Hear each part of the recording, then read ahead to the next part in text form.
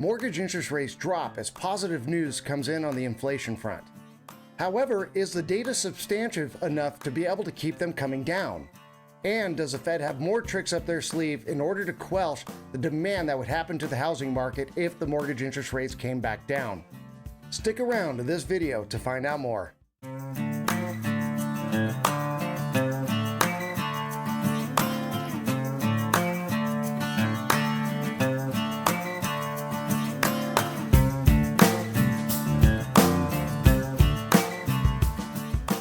Well, welcome back after that quick break, everybody. Mike Petras here with MPRE Residential, powered by NextHome Treasure Valley, and welcome back to another video to where we're going to go ahead and address the positive inflation data that we've been seeing as of late and what it's been doing to the mortgage interest rates, and how will that turn around and affect maybe the housing market. But before we get into that information, of course, if you are looking to make a move right here to the greater Boise, Idaho area, better known as the Treasure Valley, please feel free to give me a call, shoot me a text, send me an email. We'll be more than happy to come up with a perfect game plan to go ahead and get you right here. Also, before you do go, if you do like this information, please give me a thumbs up. Please feel free to share this or comment below. Would definitely love to hear your thoughts on what's going on. But also, please hit that subscribe button, hit the notification bell so that you're constantly tuned with the videos that I do come up with. And of course, if you are looking to make the move from out of state right here to our area, please feel free to click in the description below, download my free relocation guide, so that way you're in the know before you decide to make the move. So what happened this week in order to allow mortgage interest rates to make kind of a dramatic drop back down? Well, for the second straight month in a row, and really a little bit more than that, a positive CPI report came in. Exciting, right? Showing that inflation is on the way back down, especially in the year-over-year comparison again. But is a year-over-year comparison a good thing? Well, unfortunately, the Fed doesn't give a lot of leeway to the year-over-year as they do so much as the monthly, and especially the core CPI, which excludes volatile food and energy. And that is running still well above the 2% benchmark that they want to hit. Is this month's CPI report enough to get the Fed to backtrack on the 50 basis point hike in the federal funds rate that they had threatened? Well, given the Fed and last year's patterns, especially at the beginning of this year too, when the banks were failing, we could probably expect the Fed to put on the screws even tighter to the federal funds rate. And because of this, I really wouldn't expect the rates to dramatically fall like they have over the last couple of days anytime in the future, especially since the CPI report came out on Wednesday. Because what do we know? When the markets don't trust the Fed, they stay defensive. And that is what the Fed wants, to keep the markets at bay while they do the data watch game.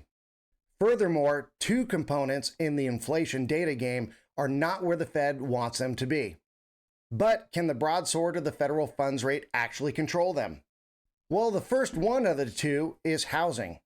And housing makes up about 1/3 of the CPI. Well, according to this OER graph, is the cost of housing actually on the way down? Well, according to the percentage changes, they are a bit.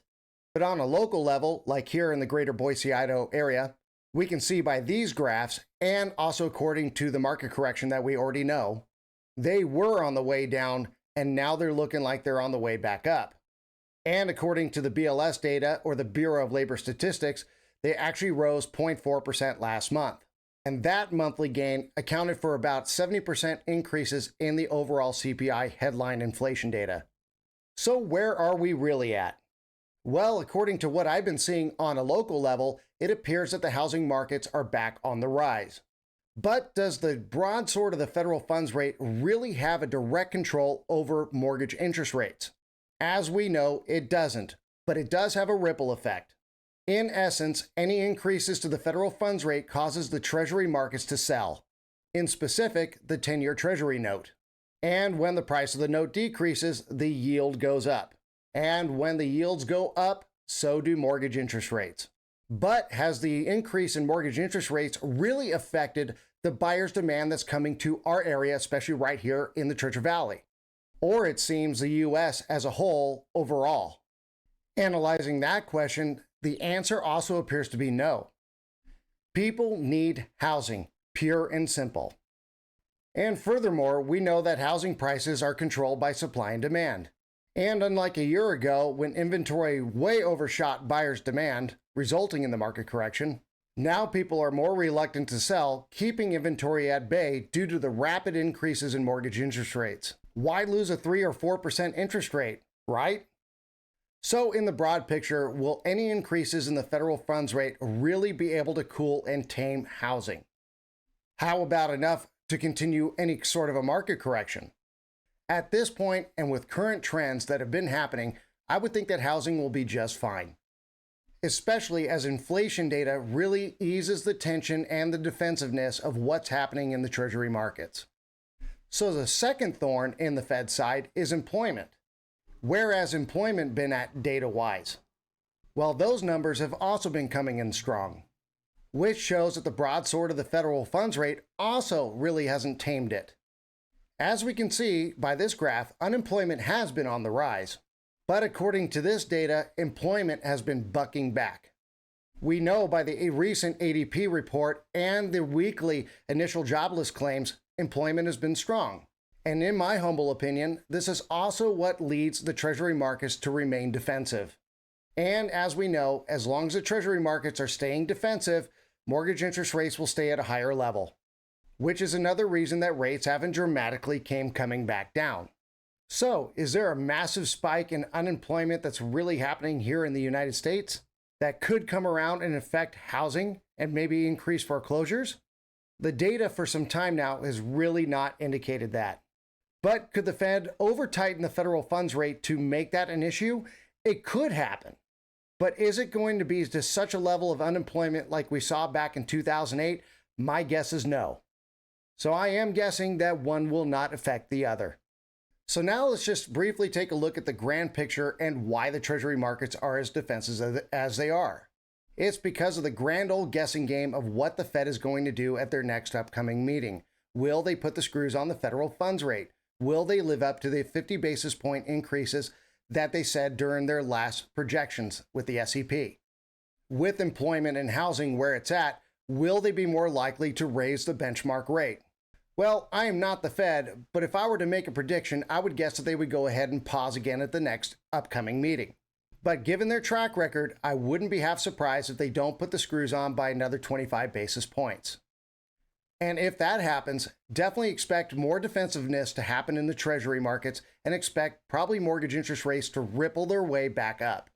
But if they don't, because of this inflation data and the upcoming PCE, they might just very well hold on to that pause and create a lot more ease and the defensiveness to the Treasury markets.